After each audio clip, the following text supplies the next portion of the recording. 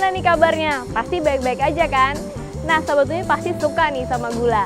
Karena dengan gula ini, semua makanan dan minuman jadi terasa manis buat Sobat Bumi. Nah, saking manisnya nih, Sobat Bumi mengkonsumsi terlalu banyak dan akhirnya menimbulkan penyakit. Nah, di Bumi ke-1 kali ini, Nadia mau ngajak Sobat Bumi untuk tahu gula yang ramah lingkungan juga ramah kesehatan. Penasaran kan? Makanya jangan kemana-mana, saksikan terus hanya di Bumi ke-1.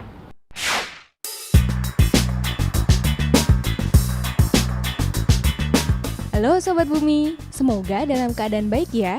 Sobat Bumi, kita semua pasti suka banget kan makan atau minum sesuatu yang manis, iya nggak?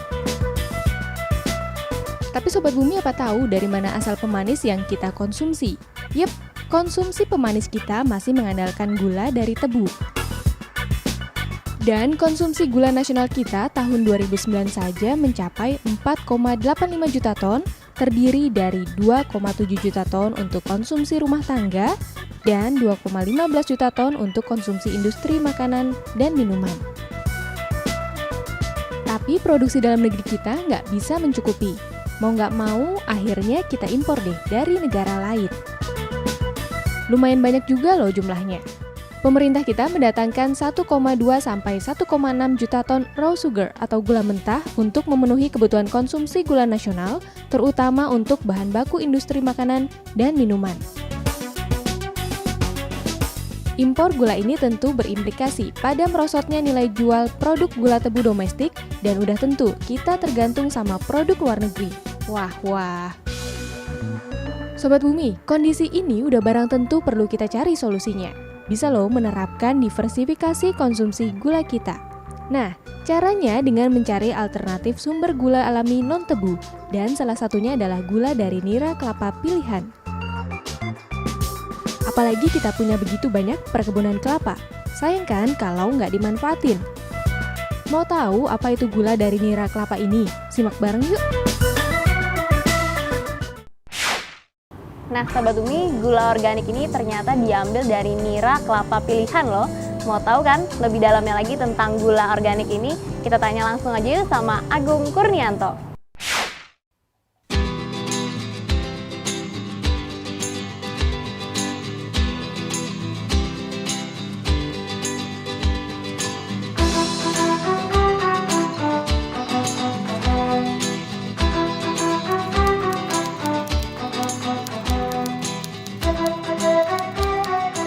Untuk potensi kelapa di Desa Watu Agung sebetulnya semuanya sudah terserap dari kelapanya itu sendiri, tempurung kelapanya, sabut kelapanya, sampai yang utama itu produk gula kelapanya itu. Untuk tempurung kelapa udah banyak istilahnya, itu merupakan produk sampingan. Sebetulnya mereka membuat kopra. Kopra itu dari daging kelapanya itu, terus air kopranya itu, air deganya istilahnya itu untuk membuat mata dekoko, tempurung kelapanya untuk buat berikat tempurung batu kelapa, dan sabutnya juga untuk istilahnya dia untuk sabut kelapa sendiri ada pemasarannya. Dan memang untuk saat ini kita sedang fokus untuk pengembangan turunan gula kelapanya itu.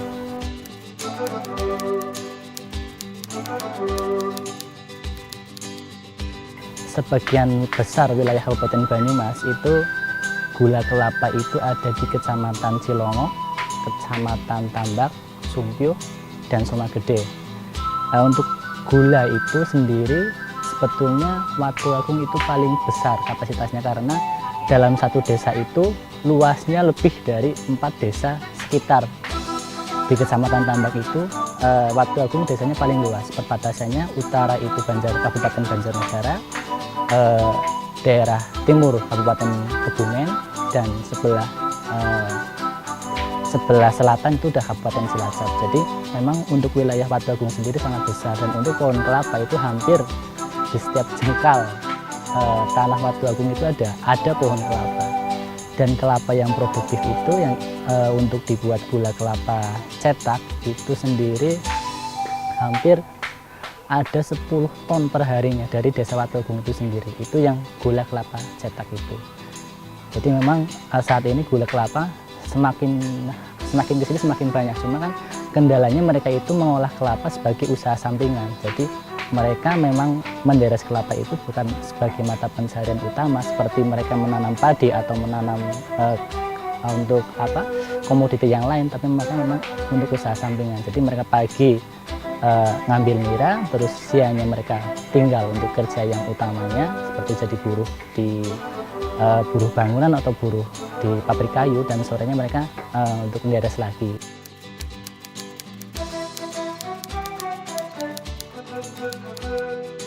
Untuk gula kelapa itu sendiri memang Kabupaten Banyumas itu sendiri sedang menggalakkan untuk menjadi produk unggulan.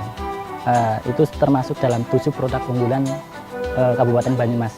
Selain batik dan istilahnya pariwisata, gula kelapa termasuk salah satu unggulan Kabupaten Banyumas. Cuma memang untuk saat ini belum tergarap secara maksimal.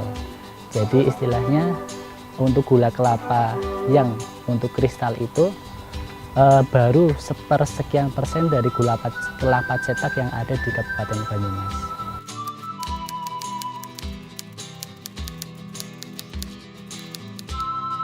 Untuk produk gula kelapa kita sebetulnya punya diferensiasi produk. Di antaranya produk gula kelapa cair, gula kelapa kristal, dan gula kelapa cetak itu sendiri. Dari segi ekonomis itu gula kelapa cair dan gula kelapa kristal yang memang mempunyai nilai jual itu lebih mahal daripada gula kelapa cetak. Untuk saat ini memang sedang kita fokus ke gula kelapa kristal karena hal ini yang memungkinkan untuk dikerjakan oleh petani di Desa Watu Agung. Dari segi ekonomis, petani yang biasanya bikin gula cetak seharinya katakanlah 2 kilo dengan sehari bikin gula kristal itu memang mempunyai nilai ekonomis yang lebih dibanding mereka bikin gula cetak. Karena harga antara gula cetak dengan gula kristal itu sendiri mempunyai selisih sekitar kalau saat ini sekitar 2.000-3.000 lah, katakanlah seperti itu. Jadi katakanlah kalau sehari mereka bikin 2 kilo, seminggunya dikalikan 7 kan sudah bisa menghitung lah kira-kira keuntungan lebihnya membuat gula kristal itu.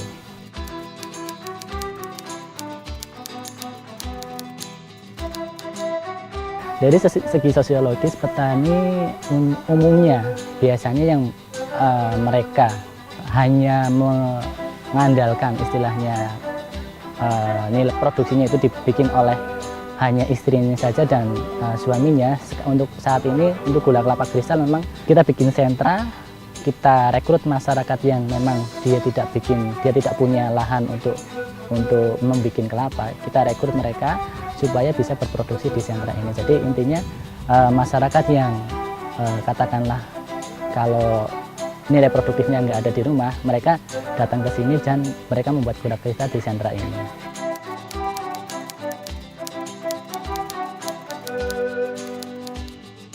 Kalau untuk proses penyadapan nira itu sendiri memang kita ambil sehari 2 kali. Jadi intinya kelapa itu lebih bersih, pohon kelapanya lebih sehat, dan istilahnya kita nggak pakai bahan kimia untuk pembuatan gula kelapa ini. Kita nggak pakai bahan kimia, kita pakainya larut alami. Istilahnya menggunakan katalis alami, yaitu air dari kapur dan cangkang buah manggis yang dikeringkan.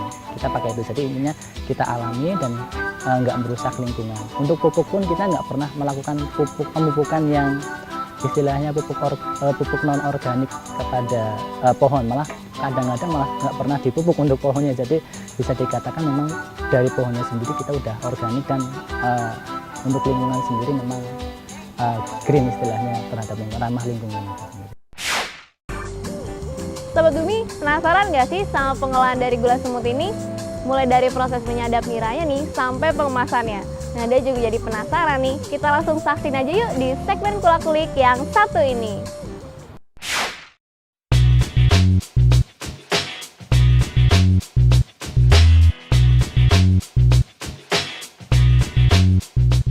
Ini adalah tahap awal dari proses pembuatan gula kristal. Jadi untuk tahap awal kita proses pengambilan nira. Nira itu diambil 2 kali, pagi sama sore. Dan ini untuk proses nira yang diambil untuk pagi sampai sore hari ini sekitar mungkin setengah liter untuk niranya ini. Dan nanti dari nira ini kita masak untuk dijadikan sebagai gula kristal itu.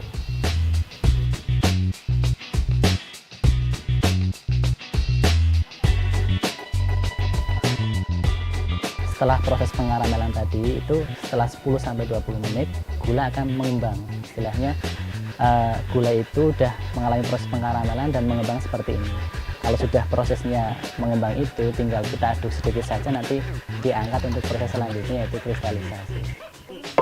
Saat ini kita sampai pada tahap kristalisasi. Jadi setelah dari mendidih tadi diangkat, kemudian proses pendinginan dan kristalisasi. Kristalisasi sebetulnya untuk kita mendapatkan tekstur gula kelapa yang lebih seperti tekstur pasir. Jadi istilahnya dia mapur atau katakanlah apa ya, lebih renyah lah untuk bisa dibikin kristal. Seperti ini nanti kita diamkan saja seperti ini, kemudian diaduk-aduk, nanti akan mereka mengkristal sendiri. Kemudian setelah proses kristalisasi ini, kemudian kita nanti tinggal proses penghancuran atau penggerusan. Nanti dari proses kristalisasi ini tinggal kita proses penggerusannya lagi.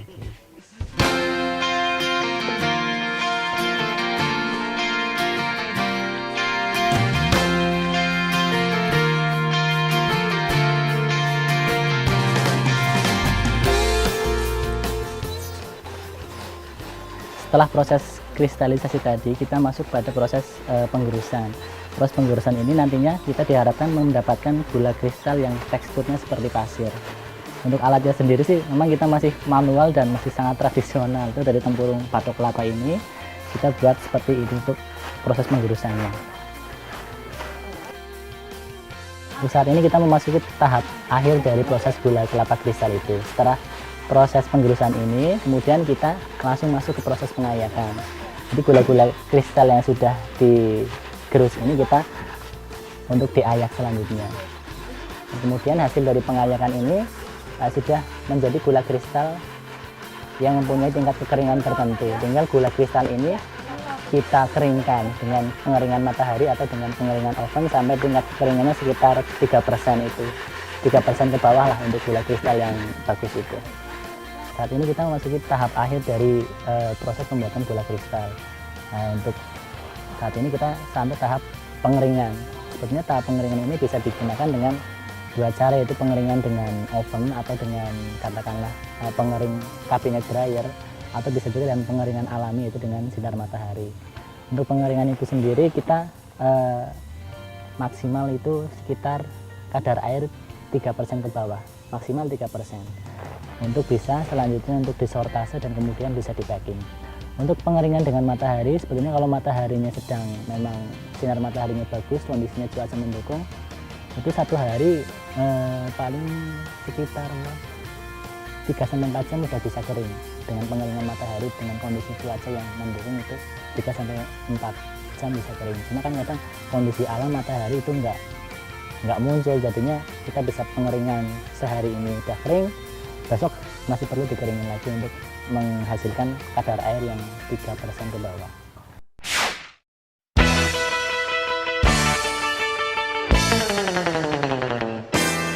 Gimana Sobat Bumi? Udah mulai ngerti kan apa itu gula hasil olahan dari nira kelapa? Oke, kita kasih bocorannya nih tentang gula kelapa ini. Sekarang ini udah mulai banyak ragam produk dari gula kelapa ini. Kalau dulu hanya sebatas gula kelapa cetak, sekarang mulai berkembang bentuk gula kelapa kristal atau biasa juga disebut gula semut organik.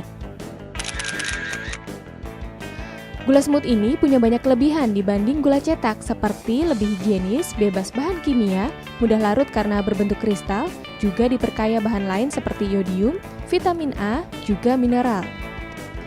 Sifatnya yang khas dan aman bagi kesehatan tentu menjadi daya tarik tersendiri buat konsumen dibandingkan dengan gula sintetis yang banyak menggunakan pemanis dan pewarna buatan yang dapat membahayakan kesehatan konsumen.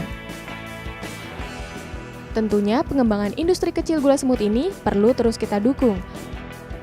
Menurut LPPLSH, keberadaan industri kecil ini memberikan multi manfaat baik dari segi ekonomis, sosiologis, juga ekologis. Dari aspek ekonomi, perajin gula dapat meningkatkan kualitas produksi sehingga perajin memiliki posisi tawar dan dapat menentukan harga yang lebih maksimal. Sementara dari sisi sosiologis, industri ini akan mampu membuka lapangan kerja. Dan dari sisi ekologis, produksi gula semut organik bukan hanya lebih sehat, tapi juga ramah lingkungan karena tidak menggunakan bahan kimia dalam proses pengolahannya. Nah, Sobat Bumi, udah saatnya deh buat kita semua untuk mulai beralih konsumsi produk-produk yang nggak cuma ramah kesehatan, tapi juga ramah lingkungan. Asik banget nih ya Sobat Bumi, dari tadi kita ngomongin tentang gula organik yang satu ini. Tapi masih banyak nih info dari Agung Kurnianto. Makanya langsung aja yuk kita saksiin di obrolan yang satu ini.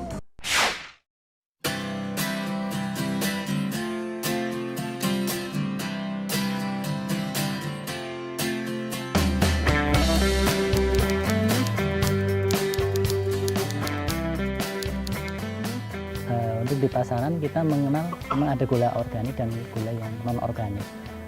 Sebagian besar malah di pasaran justru yang beredar itu gula yang non organik. Untuk gula yang non organik itu memang warnanya, untuk segi warna itu dia lebih cerah. Lebih cerah ini yang gula non organik. Biasanya mereka dibilang non organik karena mereka menggunakan katalis dari bahan yang non organik, namanya biasanya metadisulfit. Kalau yang untuk yang organik sendiri itu warnanya, dari segi warna itu lebih gelap karena memang dalam proses pembuatannya mereka menggunakan katalis alami atau namanya istilahnya itu laru. Laru itu berasal dari kapur yang dikasih air kemudian dicampur dengan cangkang atau kulit dari buah manggis yang dikeringkan, itu dicampur jadi satu, kemudian airnya itu untuk membuat katalis yang organik.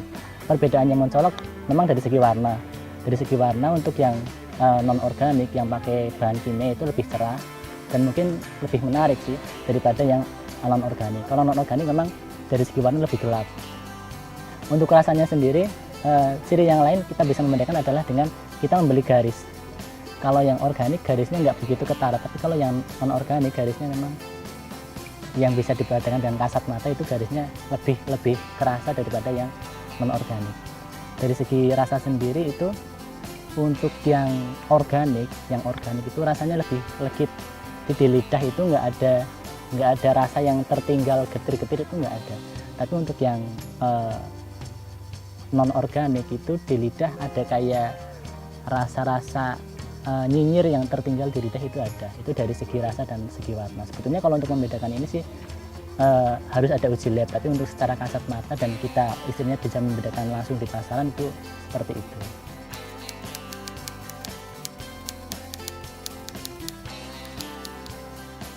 Sebetulnya usaha ini kan juga kita bergantung dengan alam dan dengan lingkungan.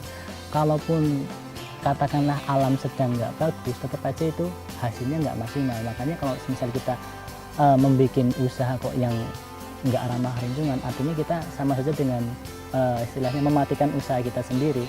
Dan memang untuk saat ini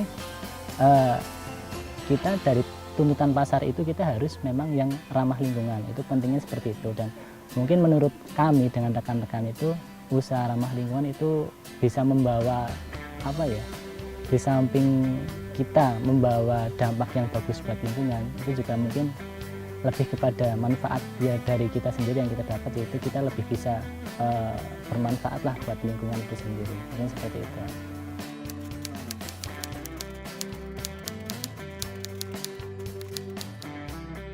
Kalau untuk katakanlah usaha lain yang bisa mengejar profit itu sebetulnya sama ya. Ini juga menguntungkan juga sebetulnya kalau memang kita bisa mengolahnya, kita bisa konsisten dengan produk kita, sebetulnya profit itu kan akan mengikuti apa yang kita capai. Jadi meskipun kita profitnya perlahan, tapi kalau memang kita konsisten dan kita istilahnya bisa fight di usaha yang ramah lingkungan ini, profit juga akan mengikuti kok. Kita yakin itu.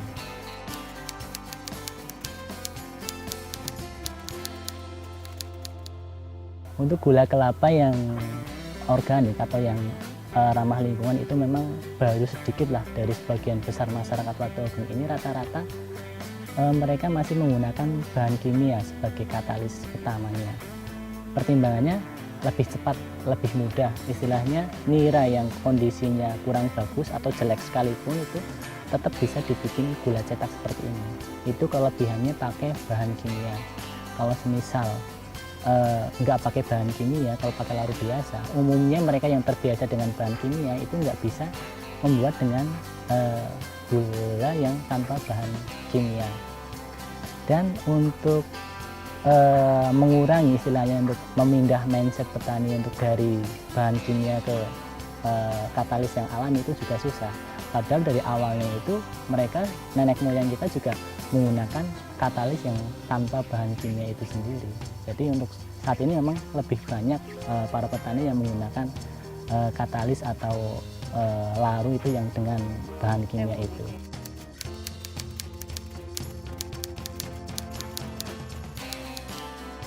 Kalau seberapa banyak usaha yang menerapkan konsep lingkungan, sebetulnya nggak banyak lah, bisa dikatakan hampir cuma 1%-nya lah, 1% dari sebagian besar usaha itu. Cuma memang ada petani yang sebetulnya dia sendiri pun nggak mau membuat gula seperti ini. Istilahnya untuk konsumsi sendiri mereka lebih memilih gula yang organik. Di samping rasanya yang lebih legit dan lebih enak, itu mereka untuk konsumsi sendiri lebih mau untuk bikin gula yang non organik. Tapi berdasarkan kebutuhan istilahnya ekonomi, katakanlah kalau memang dia bikin gula yang organik kadang-kadang nggak bisa, mereka terpaksa membuat gula yang pakai sulfit ini. Jadi istilahnya ya seperti itulah keadaannya, kondisinya masyarakat seperti ini.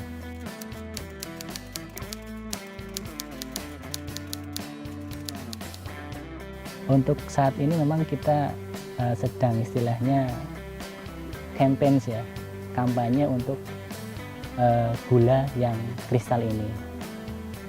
Dalam benak kami teman-teman semua itu, gula kelapa yang istilahnya kualitas utama itu malah jadi konsumsi masyarakat luar. Istilahnya masyarakat luar malah menghendaki untuk merasakan seperti apa gula kristal, padahal kita sendiri yang punya bahan bakunya, punya produknya malah mengkonsumsi gula-gula yang dari luar yang notabene itu kurang baik buat kesehatan. Makanya dari itu kita ikut salah satunya perlombaan, terus istilahnya challenge-challenge yang lain itu, di samping memang kita untuk menguji seberapa jauh kemampuan kita juga ingin campaign ini loh, sebetulnya ada produk yang memang bagus yang belum atau kurang maksimal tergarap di wilayah kita.